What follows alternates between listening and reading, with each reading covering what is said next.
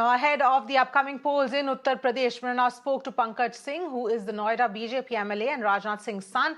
As the sitting MLA is again in the poll battlefield from Noida, we question him about the issue of home buyers, many of whom are facing a delay in possession of properties, while several others, like those who were invested in the Supertech project, had awaited payment for compensation. Listen in.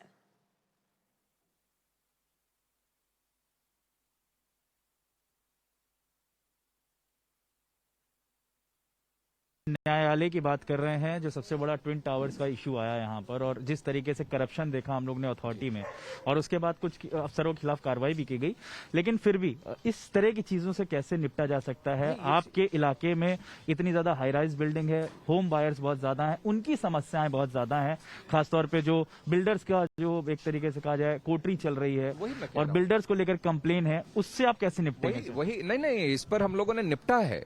इसके ऊपर तो कई लोगों के ऊपर पहली बार शायद किसी सरकार में ऐसे लोगों के ऊपर एफआईआर दर्ज हुई है। कई लोग जेल की हवा खा रहे हैं, और इसीलिए मैं कहता हूं ना कि जब ये प्रश्न हो तो इन विपक्ष के लोगों से ये पूछा जाना चाहिए था कि इस तरीके की जब कोटरी बन रही थी, जब ऐसे बिल्डर्स ये खुद प्राधिकरण बनकर एक दूसरे के सबलीज कर रहे थे अपनी जगहों का, तो ये सपा बसपा कांग्रेस वाले क्यों मुंह बंद करके बैठे हुए थे? ये लोग कहां गायब थे? 5 साल से यहाँ पर रूल कर रहे हैं, आपको नहीं लगता कि और चीजें करने की जरूरत थी? क्योंकि इस बार हम देख रहे हैं कुछ होम बायर्स खुद इलेक्शन लड़ रहे हैं। हमने देखा कि वहां दादरी में होम बायर्स खुद आ गए इलेक्शन लड़ने के लिए। क्या करें? क्योंकि वो और उनका कहना है कि हमारी बात नहीं सुनी जा रही है, क्योंकि वहां पर भी आप ही के एमएलए हैं।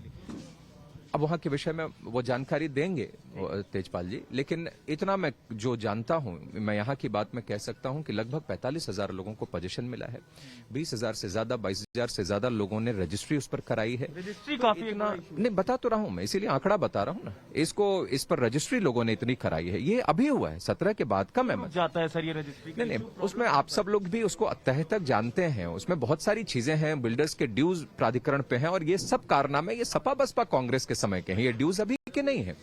तो यही मैं कह रहा हूं कि ऐसे लोगों से ये सवाल पूछा जाना चाहिए कि ये सब कुछ जब हो रहा था तो ये सपा बसपा कांग्रेस के लोग ये सब क्यों मुंह बंद करके बैठे हुए थे? और आज इन सब चीजों पर तो सच में योगी जी के शासनकाल में कार्रवाई प्रारंभ हुई है, प्राधिकरण में ट्रांसफर पॉलिसी लागू हुई है। तो इन सब चीजों पर जो था, स्थिति व्याप्त थी, उस पर कठोर कार्रवाई करने के लिए ही ये सब काम हुआ। Meanwhile, moving on, months after PM Narendra Modi laid the foundation stone of the Jewar International Airport, many residents whose land was acquired for the project still await compensation. Mrunal's Alok Singh raised this issue with sitting BJP MLA from Noida, Pankaj Singh. Listen in.